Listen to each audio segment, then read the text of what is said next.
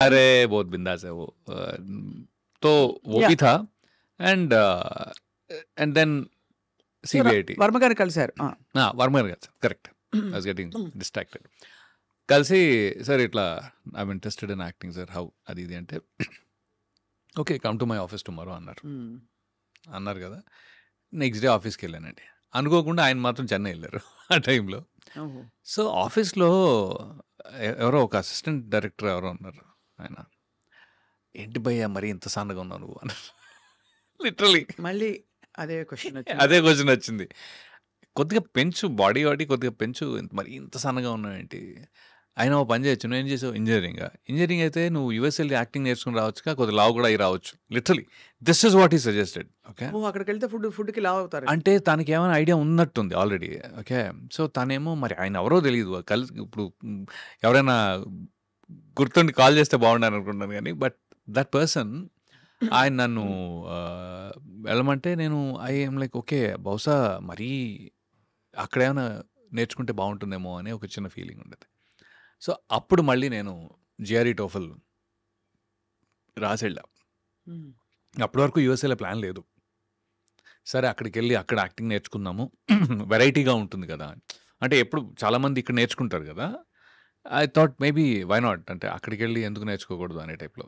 So వెళ్ళి అక్కడ I wanted to join directly acting school, but it was very expensive. ఇప్పుడు సాగర్ చంద్ర ఉన్నారు కదా, ఆయన సదర్న్ ఇల్లినాయ్ యూనివర్సిటీ కార్బన్డేల్లో చేశారు. ఓకే, స్క్రీన్ రైటింగ్ అవన్నీ. నేను కూడా దానికి వెళ్ళా యాక్చువల్గా, but it was too expensive. $70,000 ఉండింది ఆ టైంలో. మన వల్ల $70,000 $70,000 అంటే బాబాయ్ మన ఇల్లే ఒక 4,000 కట్టేసి ఉంటాం. అంటే బేసిక్లీ అట్ దట్ టైం ఇల్లు ఒక 2-3 లక్షలు కట్టగలిగాం basically. That's it. That is our every earning, everything in it అనమాట. అలాంటిది ఒక $70,000 అంటే ఒక 22 లక్షలు. కష్టం బాబాయ్ అని చెప్పి నేను మళ్ళీ మాస్టర్స్ జాయిన్ అయిపోయా అక్కడ.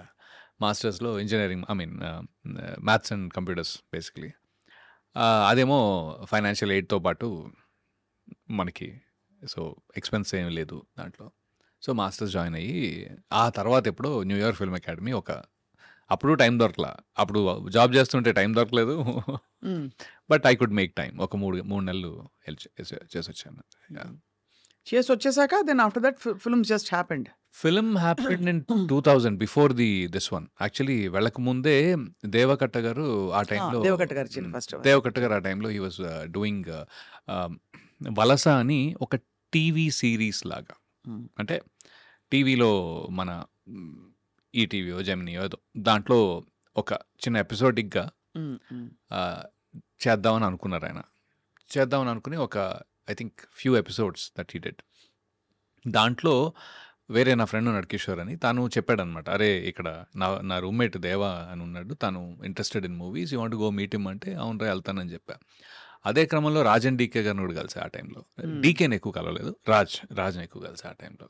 సో దేవా వచ్చేసి, సారీ బ్రదర్ నేను ఆల్రెడీ అందరినీ హైర్ చేసేసుకున్నాను, 2 months అయింది నేను ఆల్రెడీ స్టార్ట్ చేసి, సో ఎవ్రీ వీకెండ్ ఆయన షూట్ చేసేవారు బేసిక్గా.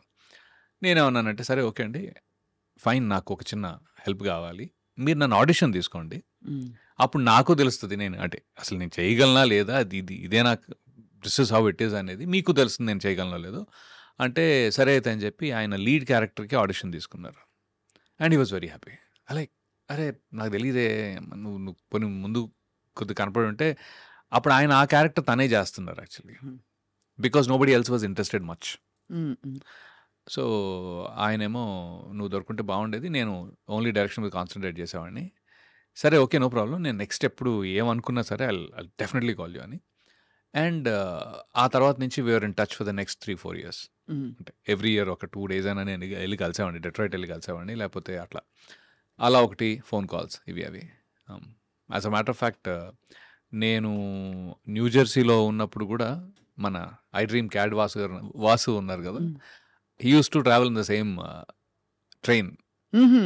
అలా మీకు పరిచయం? అలా పరిచయం ఉంది. అప్పుడు ఆయన క్యాడ్ వాసు అనేవాళ్ళం. అవును. సో అలాగా, సో యా ఆ పరిచయం ఉంది. But anyway so during that time అదే టైంలో నేను న్యూయార్క్లో ఉన్నప్పుడు ఎన్వైఎఫ్ఐకి వెళ్ళడం, ఈ జాబ్ చేసుకోవడం ఇవన్నీ చేసాం అనమాట. బట్ యుఎస్ ఎక్స్పోజర్ కొంచెం చేంజ్ అవుతుంది కదా, మన ఒక different kind of I feel I live Yeah, it is